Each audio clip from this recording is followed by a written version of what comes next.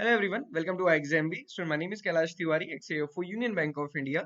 So दोस्तों नाबार्ड एक अच्छी अपॉर्चुनिटी है 2024 में, ऐसा हम कह रहे हैं। ऐसा क्यों? सबसे पहले तो हम जानते हैं कि नाबार्ड का एग्जामिनेशन किन स्टूडेंट्स के लिए है। तो नाबार्ड का स्टूडेंट, हर एक स्टूडेंट इसमें एलिजिबल होता है, आपका ग्रेजुएशन किसी भी सब्जेक्ट में हो। अब जितने भी एग्रीकल्चर स्टूडेंट हैं वो सोच रहे होंगे फिर आप हमें ये बेस्ट अपॉर्चुनिटी क्यों कह रहे हैं जब ये सभी इसको इसमें एलिजिबल है। और जब सब इसमें एलिजिबल है तो डेफिनेटली कंपटीशन तो हाई होगा।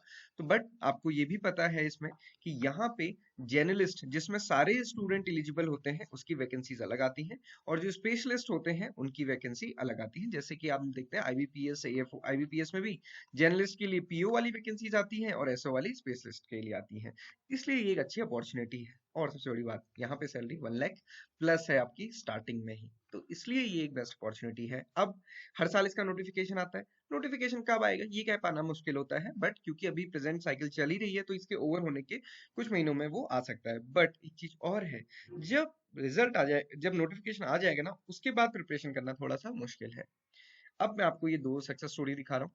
जो स्नेह पांडे हैं, इन्होंने 2019 में क्लियर किया था, और ये एग्रीकल्चर स्टूडेंट थी या है हम कह सकते हैं, और इन्होंने जर्नलिस्ट पोस्ट से क्लियर किया है। तो ये उन स्टूडेंट के लिए है जो ये सोचते हैं कि हम तो एग्रीकल्चर बैकग्राउंड से हैं, नॉर्मल में फाइट करना हमारे लिए बहुत मुश्किल है। तो मैं आपको बताऊं, आज के टाइम पे तो नाबार्ड फिर भी रिलेटिवली इजी हो चुका है सभी स्टूडेंट्स के लिए, क्योंकि क्वांट्स रीजनिंग इंग्लिश क्वालिफाइंग है। उस समय तो ओवरऑल कट ऑफ बनती थी, तो जिनके क्वांट्स रीजनिंग इंग्लिश में अच्छे मार्क्स आते थे जनरली उनका सिलेक्शन होता था। तो आप समझ सकते हैं कि ऐसा कुछ भी नहीं है, जो अभी से मेहनत करना डिसाइड कर लेगा वो बहुत अच्छे से इसको क्लियर करेगा।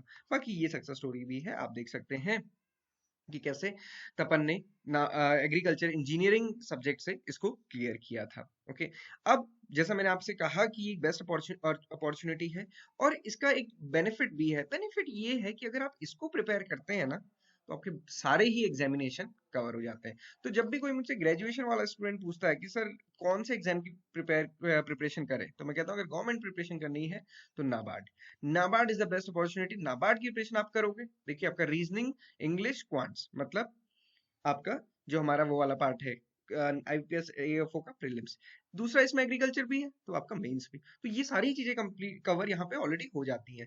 और अगर आप नाबार्ड को टारगेट कर रहे हैं तो आप किसी भी एग्जाम को टारगेट कर सकते हैं, बट जबकि अगर आप सिर्फ एएफओ टारगेट कर रहे हैं तो आपकी प्रिपरेशन बहुत नैरो हो जाती है। बहुत नैरो इसलिए होती है क्योंकि आप क्यूआरई प्रिपेयर कर रहे होते हैं, वो भी थोड़ा सा कम लेवल में, जिसमें आपको खुद डर लगता है कि हम जर्नलिस्ट के साथ फाइट नहीं कर पाएंगे, और साथ ही साथ बस आप एग्रीकल्चर पढ़ रहे होते हैं। तो यहाँ पे आप देखिए जनरल अवेयरनेस भी है, सोशल इश्यूज भी है, डिसीजन मेकिंग भी है, कंप्यूटर नॉलेज भी है। किसी भी एग्जाम को आप टारगेट कर सकते हैं। और मेंस में क्या है, यहाँ पे ये ऑब्जेक्टिव प्लस डिस्क्रिप्टिव है। ऑब्जेक्टिव प्लस डिस्क्रिप्टिव, तो डिस्क्रिप्टिव आंसर राइटिंग भी है। अब आप कहेंगे सर फिर से ये कंपटीशन बहुत ज्यादा हो गया एग्रीकल्चर स्टूडेंट के लिए, कैसे बेनिफिट है? तो देखिए, यहाँ पे जो प्रीलिम्स क्वालिफाइंग है वो इन तीन के बेसिस पे होता है। तो आपके तो एग्रीकल्चर स्टूडेंट के तो ऑलरेडी 40 मार्क्स के लिए ये बहुत अच्छा ऑप्शन है। मैं ये नहीं कहता कि 40 में से 40 आ जाएंगे, बट आपके मैक्सिमम आ जाएंगे। और कट ऑफ आप देखेंगे 41 42 ऐसे 3 रहती है, वो तो आपकी एक ही सब्जेक्ट से क्लियर हो जानी है। अब जो मेंस का एग्जामिनेशन है, वहां पे आप खुद ये सोचिए कि जब अगर एग्रीकल्चर से रिलेटेड क्वेश्चन आएगा, तो एक बीटेक करा हुआ स्टूडेंट और एक बीएससी जी करा हुआ स्टूडेंट, तो बीएससी जी स्टूडेंट कुछ तो अच्छा लिख पाएगा ना। बस आपको यही चीज मान के अपनी प्रिपरेशन बहुत अच्छे से करनी है। ओके, और ये भी सोचिए कि हम किसी को कंपटीशन देने में क्यों पीछे रहे। ओके, कट ऑफ आप बाकी देख सकते हैं यहाँ पे, जर्नलिस्ट की कट ऑफ है, बाकी आप देखिए एग्रीकल्चर इंजीनियरिंग में इतनी कम है, फॉरेस्ट्री लैंड डेवलपमेंट में आप देखिए 27 है।